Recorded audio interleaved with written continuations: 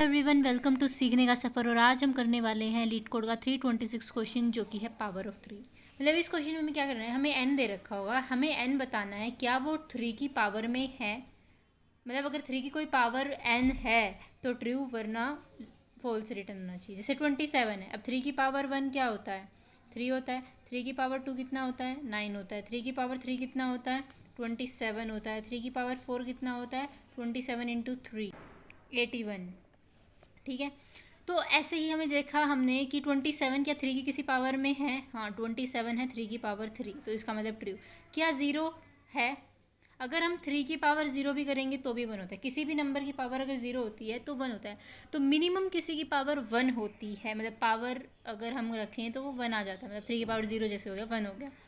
तो 0 नहीं होता, कि फॉल्स आ गया। -1 नहीं होता, फॉल्स आ गया। अगर यहाँ पे आता कि n इज़ इक्वल टू 1 तो ट्रू आता है, क्योंकि 3 की पावर 0 जो है वो 1 होता है। अब इसको हमने इसके अंदर हम इसको करने वाले रिकर्जन के साथ।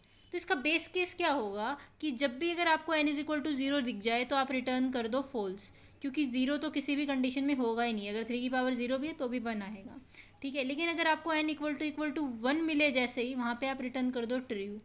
और अगर आपको आप n से डिवाइड कर रहे हो और वो नॉट इक्वल टू 0 आ गया, 3 से डिवाइड कर रहे हो n को, तो अगर उसमें रिमाइंडर 0 नहीं बचा तो रिटर्न कर दो फॉल्स। अदरवाइज़ फिर आप इसको रिकर्जन के साथ दोबारा फंक्शन को चलाओ और n डिवाइड बाय 3 करो। ठीक है, एक बार मैं कोड लिखती हूँ फिर इसको हम ड्राई रन करके समझेंगे। कोड क्या रहेगा हमारा, if n is equal to 0 return false, if n is equal to 1 return true, if n% 3 not equal to 0 return false. और फिर क्या करना है हमें, रिटर्न इज़ पावर ऑफ 3, ये हमारे फंक्शन का नाम है, n डिवाइड बाय 3 करेंगे। अब देखो ये काम कैसे करेगा, मैं पहन लेती हूँ। मान लो कि हमें n दिया है 27 के लिए मैं करके दिखाती हूँ। n इज़ इक्वल टू 27 था। सबसे पहले मैंने चेक किया कि 27 इक्वल टू 0 है, नहीं। क्या इक्वल टू 1 है, नहीं। क्या ये अगर हम 27 को 3 से डिवाइड करें रिमाइंडर क्या बचेगा, 0 बचेगा, क्योंकि 3 9 27 होता है, कुछ बचा नहीं है रिमाइंडर। तो यहाँ पे 0 के बराबर है, नॉट इक्वल के लिए कंडीशन है वो। ठीक है, नॉट इक्वल नहीं है, फॉल्स भी नहीं है। तो हम क्या करेंगे, दोबारा रिकर्जन कॉल करेंगे, इज़ पावर ऑफ 3। तो ये क्या कॉल होगा, 27 डिवाइड बाई 3, जो कि कितना होगा, 9 के लिए कॉल होगा।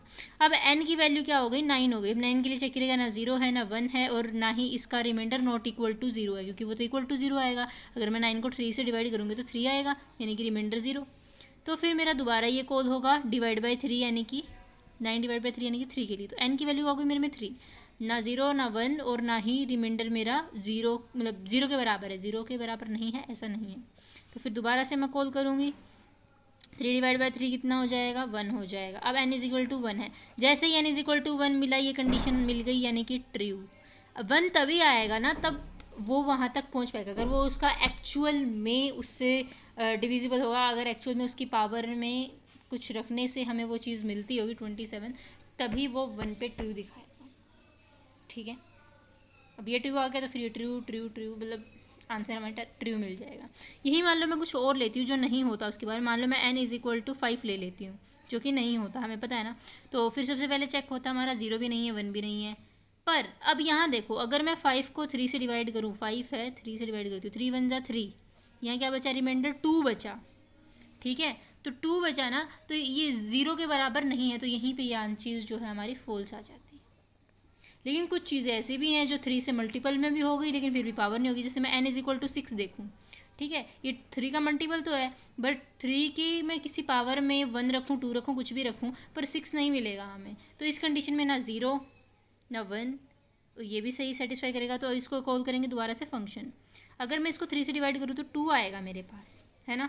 अब ये जो 2 आया ना, n इज़ इक्वल टू 2, ये यहाँ पे आके फॉल्स कर देगा, क्योंकि ना 0 ना 1, बट वो हम करेंगे तो हमारे पास क्या आ जाएगा, देखो 3 डिवाइड बाई 2 करूँगी मैं, तो 0 ज़ा 2, तो 2 ही रिमाइंडर बचा। तो 2 तो नहीं होना चाहिए, 0 होना चाहिए आगे जाने के लिए, तो फॉल्स आ गया अगर 0 के बराबर रिमाइंडर नहीं है तो।